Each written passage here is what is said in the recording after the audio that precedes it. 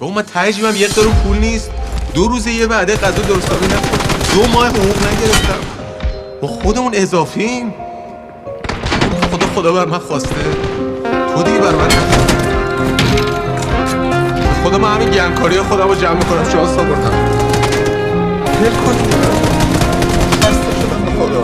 به دل دیوونم یاد دادم